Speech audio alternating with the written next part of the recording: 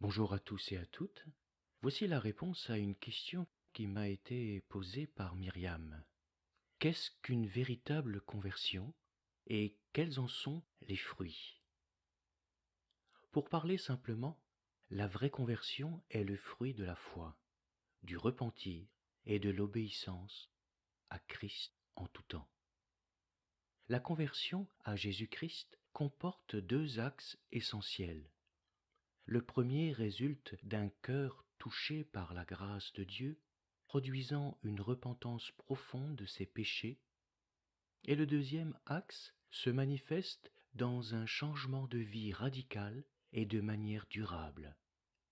En conséquence, disait Paul au roi Agrippa, « Je n'ai point résisté à la vision céleste, à ceux de Damas d'abord, puis à Jérusalem, dans toute la Judée et chez les païens, j'ai prêché la repentance et la conversion à Dieu, avec la pratique d'œuvres dignes de la repentance. » Actes chapitre 26, verset 20. Il y a d'abord une conviction de péché. Cette conviction de péché engendre la nouvelle naissance, c'est-à-dire un renouvellement de toutes choses dans notre vie profonde, une nouvelle création si vous voulez. Si quelqu'un est en Christ, il est une nouvelle création. Les choses anciennes sont passées, voici toutes choses sont devenues nouvelles. Et tout cela vient de Dieu. 2 Corinthiens, chapitre 5, versets 17 et 18. Nous devenons donc, par notre régénération, enfants de Dieu, avec tous les privilèges qui se rattachent à cette position. Nous sommes héritiers de Dieu. C'est un don de Dieu, un miracle instantané qui sous-entend une régénération selon l'image d'un bain qui laverait les souillures de l'homme avant sa conversion. Cette transformation fondamentale par l'Esprit de Dieu nous donnera la capacité d'un changement de vie total. Il n'est pas anormal alors qu'une nouvelle naissance doit se matérialiser par une vie nouvelle comme disciple.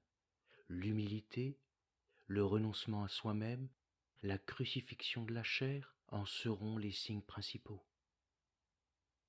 Et puis deuxièmement, il y a un changement de vie. La conversion est un changement complet d'orientation, une volte-face de l'être tout entier vers le Seigneur. Le pécheur fait résolument demi-tour dans toutes ses mauvaises habitudes, dans toute sa vie, pour marcher désormais sur le chemin de la vérité et de la vie éternelle. En comptant principalement sur la grâce de Dieu, sur l'aide du Saint-Esprit, deux attitudes marqueront toute sa vie: l'abandon de tout ce qui remplace Dieu dans sa propre vie, et l'offrande de toute sa vie au Seigneur pour servir le Dieu vivant et vrai en attendant son retour. Car on raconte à notre sujet quel accès nous avons eu auprès de vous et comment vous vous êtes convertis à Dieu en abandonnant les idoles pour servir le Dieu vivant et vrai, et pour attendre des cieux son Fils qu'il a ressuscité des morts, Jésus, qui nous délivre de la colère à venir. 1 Thessaloniciens chapitre 1 versets 9 et 10. Cette conversion est absolument nécessaire au salut. Jésus dit, je vous le dis en vérité, si vous ne vous convertissez et si vous ne devenez comme les petits-enfants, vous n'entrerez pas dans le royaume des cieux. Matthieu chapitre 18 verset 3. Malgré toute sa propre moralité et toute sa religiosité, un homme reste une personne révoltée contre Dieu, mort dans ses fautes et dans ses péchés. La conversion peut être subite et spectaculaire, mais elle peut aussi prendre du temps, de sorte qu'il nous est même difficile de préciser le jour et l'heure. Les fruits d'une véritable conversion seront essentiellement l'assurance du salut, la mort à soi-même, se laisser discipliner par l'Esprit, une marche progressive dans la sanctification, un esprit de prière, la fin de la parole de Dieu, l'amour de Dieu, l'abandon de tout ce qui peut être profane dans notre vie, le désir de servir Christ par l'Esprit et la recherche de la communion fraternelle.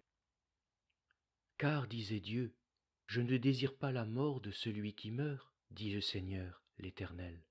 Convertissez-vous donc et vivez. Ézéchiel chapitre 18, verset 32. C'est une décision personnelle. Dieu ne nous oblige pas. Il nous appelle par la sollicitude de son esprit, mais il est de notre responsabilité d'y répondre et de nous engager. Il n'y a pas de foi chrétienne sans volonté affirmée de conversion. Il faut prendre résolument le chemin avec Jésus, sachant qu'il a délibérément choisi d'aller jusqu'au terme de sa mission, lui aussi, en acceptant avec courage et détermination l'épreuve qu'elle supposait. Il prit résolument la route vers Jérusalem. Luc chapitre 9, verset 51.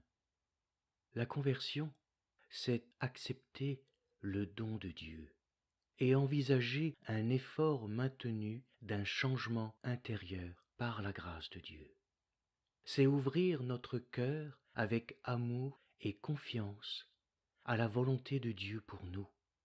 Une volonté qui n'aliène pas notre liberté, certainement pas, mais qui nous permet de vivre une véritable renaissance spirituelle éternelle.